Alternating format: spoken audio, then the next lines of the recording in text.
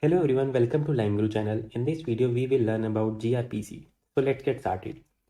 gRPC is fast, efficient, and highly performant communication protocol between two services.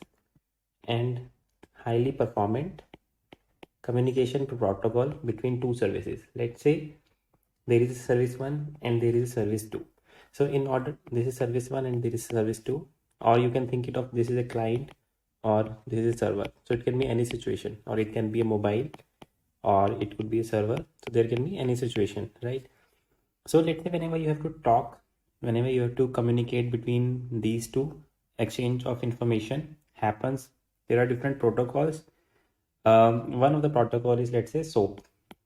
So in SOAP protocol, the exchange of information happens over XML. Then there was REST. In REST, the exchange of information happens over JSON. Now, XML is something which requires little more time compared to JSON in terms of parsing, and its payload size is also little on the higher side as compared to JSON. That's why people prefer JSON over XML. Now, in gRPC, there is a new protocol which is protocol buffers. So it's not XML, it's not JSON. It's a new protocol which is getting used to exchange information between client and server.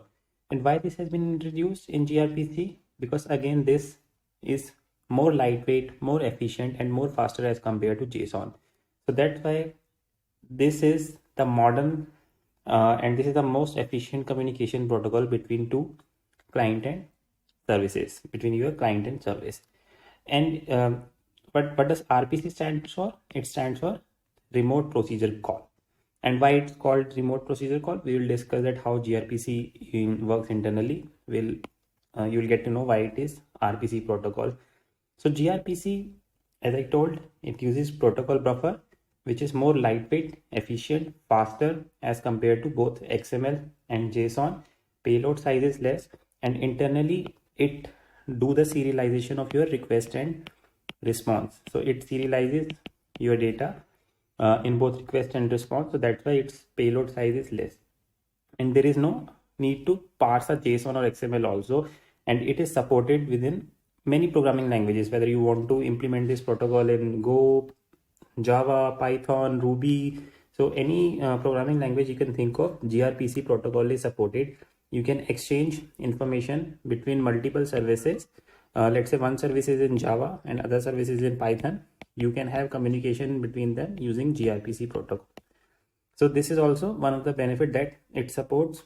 It is programming agnostic, and it's a open source communication protocol. It was initially developed by Google, but later Google open sourced it, and now it is used across many top-notch companies or organizations which uses this protocol to implement their API communication. And the most notable use case of this is in microservice architecture, where you deploy multiple microservices and each of the microservices communicate with each other. So you want the latency to be minimal, latency to be on the lower side, so that your overall response time can be reduced, and their gRPC helps a lot to reduce the overall latency among communication between different services. Now I'll briefly talk about how gRPC works. So let's say you have a server where your service is hosted.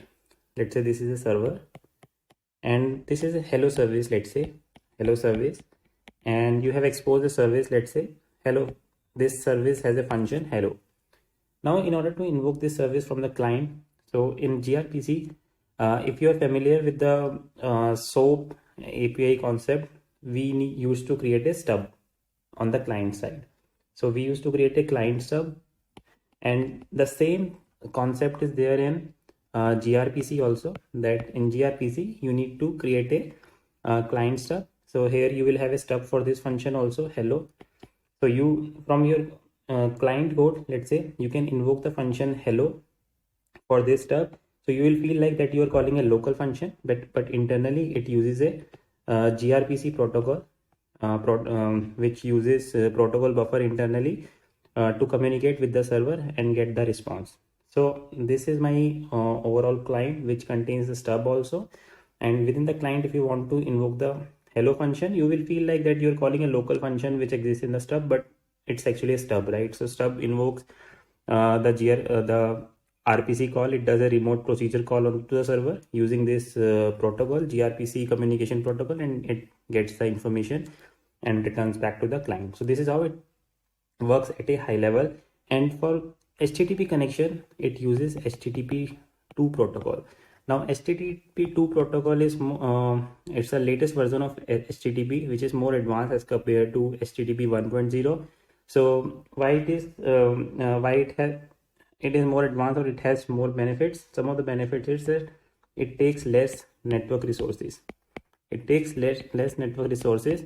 It supports bi-directional streaming pattern also. So let's say once you have opened the connection in between client and server, then there can be two-way flow of data in a streaming fashion from client to server as well as server to client on the same network connection. You don't need to reopen the connection again and again. So it's less network resource.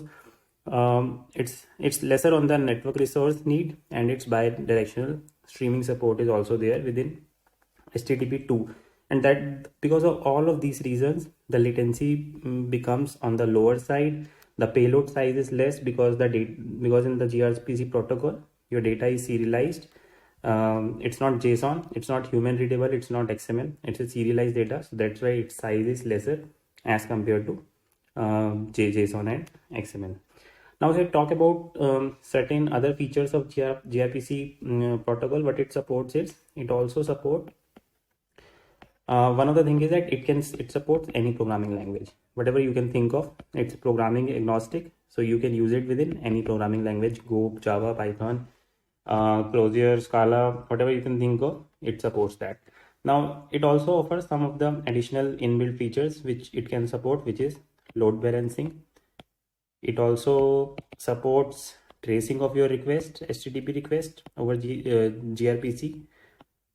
It also supports health checks, and it also supports authentication, that you can enable your service with some authentication protocols. So all of these things are provided out of the box within gRPC protocol, and the main reason it has become more popular is because of fastness, because of its efficient nature, because of lesser payload size, because of lesser latency.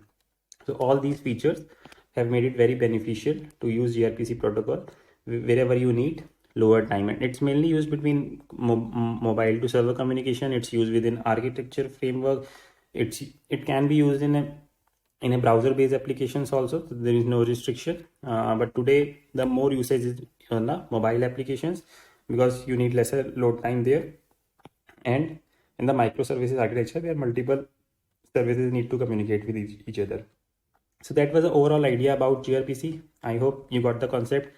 Do press the like button if you like this video. Do share it with others, and do subscribe LimeGuru channel. Thank you.